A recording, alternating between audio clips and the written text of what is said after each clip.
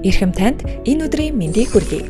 Хот байгуулалт хотын стандартын газрын хот байгуулалтын хяналтын хэлтсээс барилгын ажил эхлүүлэх, үргэлжлүүлэх, зөвшөөрөл олгох үйл ажиллагааны талаар мэдээлэл хүргэж байна. Та бүхэн анхаарлаа хандуулна уу? Нийслэлийн хот байгуулалт хотын стандартын газрын хот байгуулалтын хяналтын хэлтс нь нийслэлийн нутаг дэвсгэрт барилгын тухай хуулийн 26 дугаар зүйлийн 26-гийн 1-д заасан бага, дунд, өндөр, онцгой төвөгшлийн ангилалд хамаарах барилга байгууламжийг шинээр барих, буулгах, инженерийн шугам сүлжээний ажил, цахилгааны ажлын тус төрлөөр засгийн газрын 2021 оны 213 дугаар тогтоолоор баталсан барилгын ажил эхлүүлэх, үргэлжлүүлэх зөвшөөрөл олгох дүрмийн хүрээнд барилгын ажлын зөвшөөрлийн гэрчлэгээ олгох үйл ажиллагааг хэрэгжүүлэн ажиллаж байгаа билээ.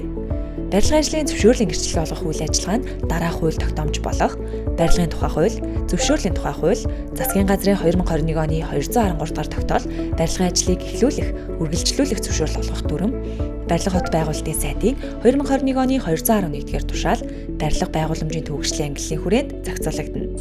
Иргэн хууль этгээд та барилгын ажлын зөвшөөрөл авах гэж байгаа бол хүсэлтээ захимаар буюу e-барилга.ub.gov.mn бичгээр буюу хаан уул дүүргийн 23 дугаар хорооны нутаг дэвсгэрт байрлах нэгдсэн үйлчилгээний нэг цагийн үйлчилгээгээр тус дамжуулан дараах баримт бичгийг бүрдүүлэн өгнө. Үүнд иргэн аж ахуйн нэгжийн хүсэлт, газрын гэрчлэгээ кадастр, хугацаа хүчинтэй байх, архитектур төлөвлөлтийн даалгавар, загвар зураг, магадлал хийгдсэн ажлын зураг төсөл, магадлалын нэгдсэн дүгнэлт, хавсралтын хамт, хангагч байгууллагуудаас олгосон шийдвэр, цахилгаан, дулаан, цэвэр бохироос, холбоо хангамж, барилгын зураг төсөл зохиогч, хуулийн этгээдийн улсын бүртгэлийн гэрчлэгээ болон тусгай зөвшөөрлийн гэрчлэгээний хуулбар, жиж, тусгай зөвшөөрлийн хугацаа хүчинтэй байх.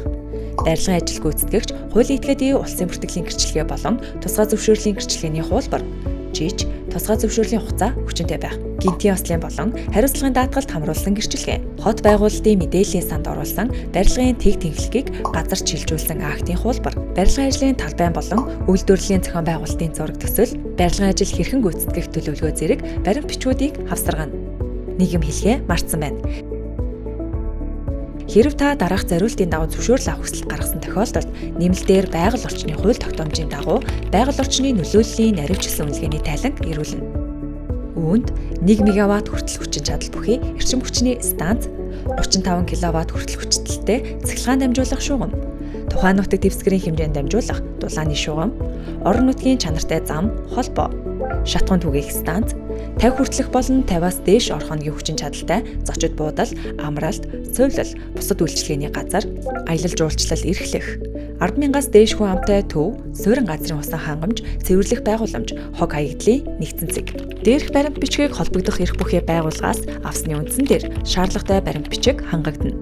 Ямар баримт бичгийг хаанаас авахаа мэдэхгүй байгаа бол товчхон мэдээлэл хүргэе.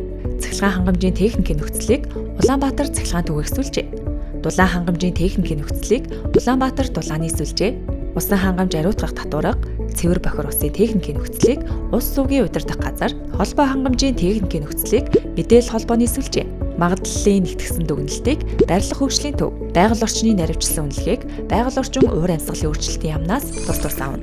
Таны ирүүлсэн хүсэлтийг бид зөвшөөрлийн тухай хуулийн 5-2 дугаар зүйл, 2 дугаар залт, эрх бүхий этгээд зөвшөөрөл хүссэн өргөдлийг хүлээн авснаас хойш ажлын 2 өдрийн дотор баримт бичгийн бүрдлийг шалгах. 5-2 дугаар залт. Зөвшөөрөл хүсэгч хуульд заасан нөхцөл шаардлагыг хангаж байгаа эсхийг эрх бүхий этгээд энгийн зөвшөөрлийг ажлын 5 өдрийн хугацаанд магадлан шалгана. Эрх бүхий этгээд магадлан шалгах ажиллагааг дуусснаас хойш ажлын 5 өдөрт багтаан зөвшөөрөл олгох эсрэг шийдвэр гаргана гэж тус зааснаар нийт ажлын 12 хоногт багтаан шийдвэрлэнэ. Хэрэв таны өгсөн хүсэлтэд баримт бичиг дутуу тохиолдолд зөвшөөрөл хүссэн өргөдөл шийдвэрлэх журмын 2-2 заасан баримт бичгийг нөхөн бүрдүүлэх хугацаа 30 хүртэл хоног байхыг анхаарна. Хэрэв танд нэмэлт мэдээлэл шаардлагатай бол хот байгуулалт, хотын стандартын газрын www.uds.ub.gov.mn вебсайт болон 727077 дугаард холбогдсон мэдээлэл авна. Анхаарал хандуулсанд баярлалаа. Хот байгуулалтын хяналтын хэлтэс танд мэдээлэл хүргэлээ.